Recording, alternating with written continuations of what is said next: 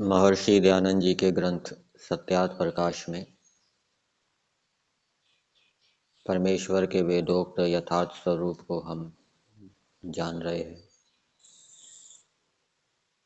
सत्यार्थ प्रकाश में दिया है, ईश्वर का ज्ञान अनादि होने से जैसे उसका कर्म का ज्ञान अनादि है, वैसे ही दंड देने का ज्ञान भी अनादि है। दोनों ज्ञान उसके सत्य हैं। कर्म ज्ञान उसका सच्चा हो और दंड ज्ञान झूठा हो, ऐसा नहीं है।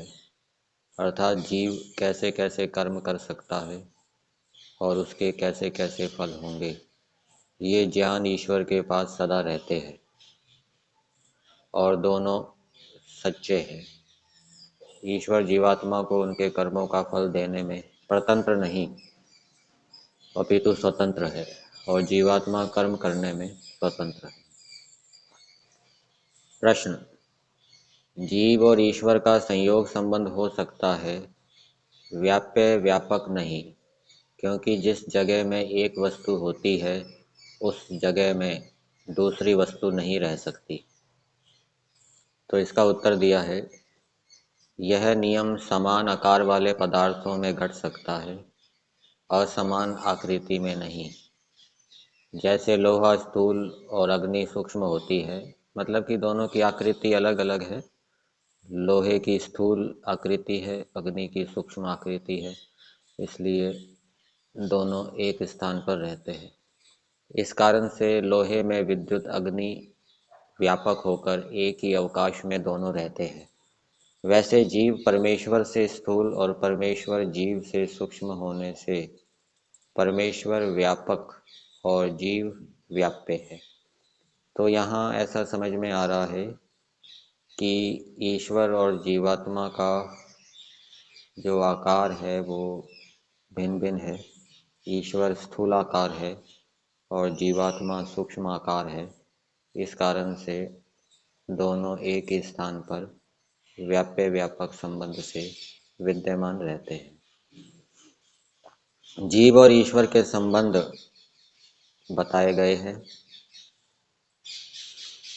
व्याप्य व्यापक, सेव्य सेवक, आधार आधेय, स्वामी भृत्य, राजा प्रजा और पिता पुत्र आदि संबंध जीव और ईश्वर के हैं। फिर प्रश्न किया है, अहम ब्रह्मास्मि, मैं और ब्रह्म एक है। मैं ब्रह्म हूँ मतलब मैं और ब्रह्म एक हैं, अर्थात अविरोधी हैं। यह कौन कह सकता है? तो इसका उत्तर है, जो जीव समाधिस्थ परमेश्वर में प्रेमबद्ध होकर निमग्न होता है, वह कह सकता है कि मैं और ब्रह्म एक अर्थात अविरोधी एक अवकाशस्थ हैं। दूसरा, जो जीव परमेश्वर के गुण कर्म स्वभाव के अनुकूल अपने गुण कर्म स्वभाव करता है, वही साधर्म्य से यह कह सकता है कि मैं और ब्रह्म एक है।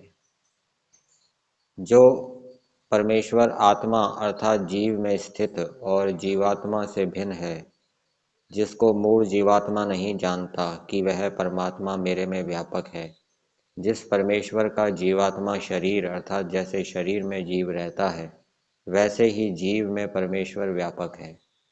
वह परमेश्वर जीवात्मा से भिन्न रहकर जीव के पाप पुण्यों का साक्षी होकर उनके फल जीवों को देकर नियम में रखता है। उसको जानो, ऐसे परमेश्वर को जानो। फिर प्रश्न किया है, परमेश्वर अपना अंत जानता है व नहीं? तो इसका उत्तर दिया है, परमात्मा पूर्ण ज्ञानी है, क्योंकि ज्ञान उसको कहते हैं कि जिससे ज्यों का त्यों जाना जाए, अर्थात जो पदार्थ जिस प्रकार का हो उसको उसी प्रकार के जानने का नाम ज्ञान है। जब परमेश्वर अनंत है तो उसको अनंत ही जानना ज्ञान, उसके विरुद्ध अज्ञान अर्थात अनंत को शांत और शांत को अनंत जानना भ्रम कहता है। यथार्थ दर्शनम ज्ञानम इति, जिसका जैसा गुण कर्म स्वभाव हो उस पदार्थ को वैसा ही जानकर मानना ही ज्ञान और विज्ञान कहता है, और उससे उल्टा अज्ञान।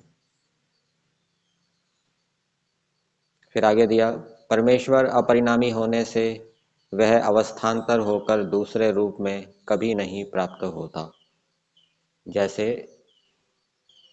मिट्टी परिणामी है, वो अवस्थान्तर होकर दूसरे रूप घड़े सुराही आदि में आ जाती है। ऐसे परमेश्वर अवस्थान्तर होकर किसी दूसरे रूप में आ जाए मिट्टी के समान, ऐसा नहीं है।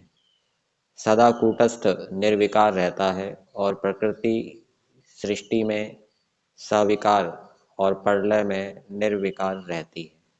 प्रकृति संसार के समय, सृष्टि के समय सविकार हो जाती है, अर्थात कार्य रूप में आ जाती है, और प्रलय में निर्विकार रहती है। इसलिए परमेश्वर जगत का उपादान कारण नहीं, अपितु प्रकृति जगत का उपादान कारण है। परमेश्वर तो जगत का निमित्त कारण है।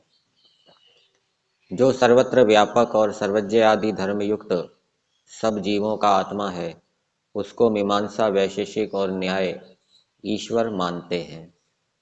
समाधि दशा में जब योगी को परमेश्वर प्रत्यक्ष होता है, तब वह कहता है कि यह जो मेरे में व्यापक है, वही ब्रह्म सर्वत्र व्यापक है। परमेश्वर शरीर में प्रविष्ट हुए जीवों के साथ अनुप्रविष्ट के समान होकर वेद द्वारा सब नाम रूप आदि की विद्या को प्रकट करता है और शरीर में जीव को प्रवेश करा आप जीव के भीतर अनुप्रविष्ट हो रहा है। ब्रह्म सदा एक है और जीव तथा प्रकृतिस्थ तत्व अनेक हैं। जीव तथा प्रकृति ब्रह्म के सदृश नहीं है, किंतु न्यून है। परमेश्वर के अनंत ज्ञान, आनंद, बल, क्रिया, निर्भ्रांतित्व और व्यापकता जीव से, और जीव के अल्प ज्ञान, अल्प बल, अल्प स्वरूप, सर्वभ्रांतित्व और परिच्छिन्नता आदि गुण ब्रह्म से भिन्न होने से जीव और परमेश्वर एक नहीं।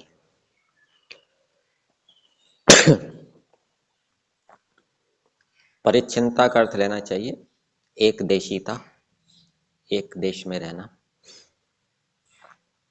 फिर प्रश्न किया है, किस जीव को भय प्राप्त होता है?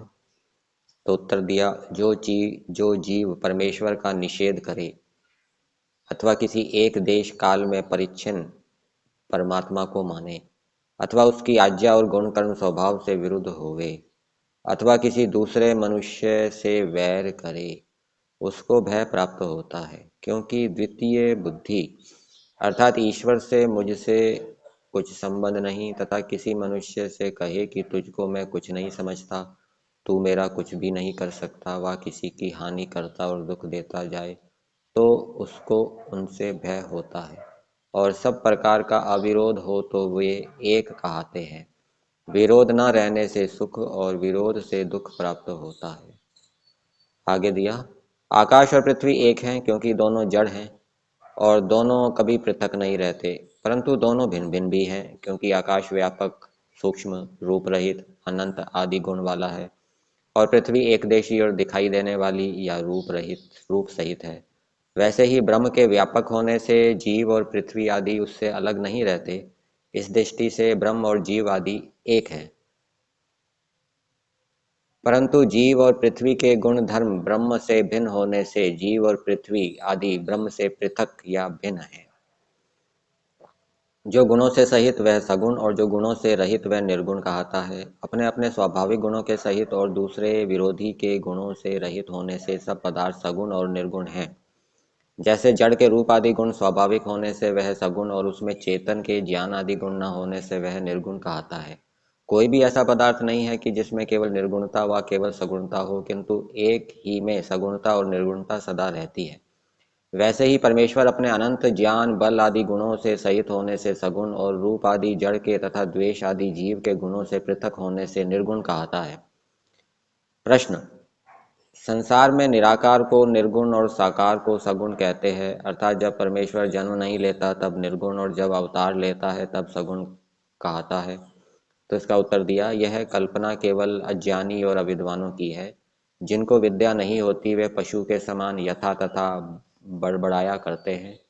जैसे संधिपात ज्वर युक्त मनुष्य अंड बंड बकता है, वैसे ही अविद्वानों के कहे व लेख को व्यर्थ समझना चाहिए।